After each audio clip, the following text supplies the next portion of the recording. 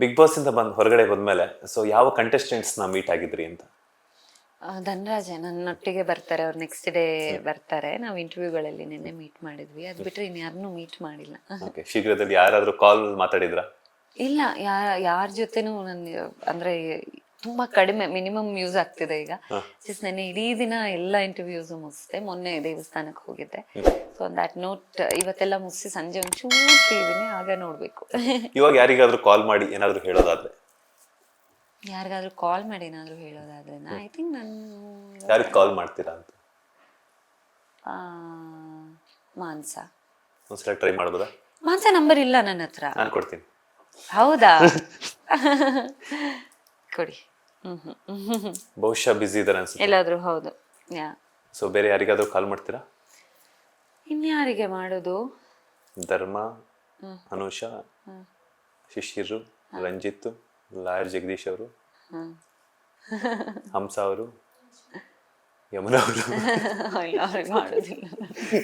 Madam, once Yamuna ಅವ್ರು ಕಾಲ್ ಮಾಡಿ ಕೇಳಿದ್ರೆ ಹೆಂಗಿರುತ್ತೆ ಮೇಡಮ್ ರಿಯಾಕ್ಷನ್ ಅವ್ರದ್ದು? ಏನಂತ ಕೇಳೋದು ಇವಾಗ ಒಂದ್ಸಲ? ಇಲ್ಲ, ನಾವು ಮಾಡೋದಿಲ್ಲ. ಅವ್ರಿಲ್ಲ, ಮೊನ್ನೆ ಬಂದಾಗ ಚಂದ ಮಾತಾಡ್ಸಿದ್ದಾರೆ. ಏನ್ ದೇರ್ ಒಪಿನಿಯನ್. ನಾನು ಈ ಜಾಗದಲ್ಲಿ ಕೂತು ಐ ಕ್ಯಾನ್ ಜಸ್ಟ್ ಕ್ಲಾರಿಫೈ. ನಾನು ಕ್ಲಾರಿಫಿಕೇಶನ್ ಕೊಡ್ಬೋದೇ ಅಷ್ಟೇ ಹೊರತು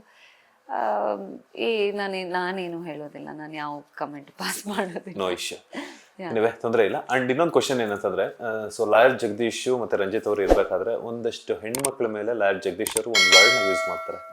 ಸೊ ಒಂದಷ್ಟು ಹೆಣ್ಮಕ್ಳೆಲ್ಲ ಸೇರ್ಕೊಂಡು ಅವಾಗ ವಾದ ವಿವಾದ ಎಲ್ಲ ಆಗುತ್ತೆ. ಸೊ ಆ ಒಂದು ಇನ್ಸಿಡೆಂಟ್ ಬಗ್ಗೆ ಹೇಳೋದಾದ್ರೆ?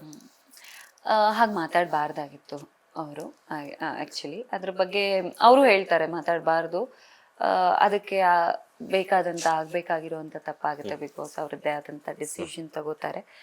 ಅದ್ರ ಬಗ್ಗೆ ಅವ್ರಿಗೂ ರಿಗ್ರೆಟ್ಸ್ ಇರುತ್ತೆ. ಈಗೇನ್ ತಪ್ಪಾಗಿದೆ, ಅದಕ್ಕೆ ಸಾರಿ ಕೇಳಿದ್ದಾರೆ, we have to go ahead ಅನ್ಸುತ್ತೆ ಅಷ್ಟೇ. ಲೇಟೆಸ್ಟ್ ಹಾಗೂ ಇಂಟ್ರೆಸ್ಟಿಂಗ್ ಸುದ್ದಿಗಳಿಗಾಗಿ ಬಾಸ್ ಟಿವಿ ಕನ್ನಡ ಚಾನೆಲ್ನ ಸಬ್ಸ್ಕ್ರೈಬ್ ಮಾಡಿ. ಹಾಗೆಯೇ ಬೆಲ್ ಐಕಾನ್ ಪ್ರೆಸ್ ಮಾಡಿ. ಇದರ ಜೊತೆಗೆ ಫೇಸ್ಬುಕ್, ಇನ್ಸ್ಟಾಗ್ರಾಮ್, ಎಕ್ಸ್ ನಲ್ಲೂ ಮಿಸ್ ಮಾಡದೆ ಫಾಲೋ ಮಾಡಿ.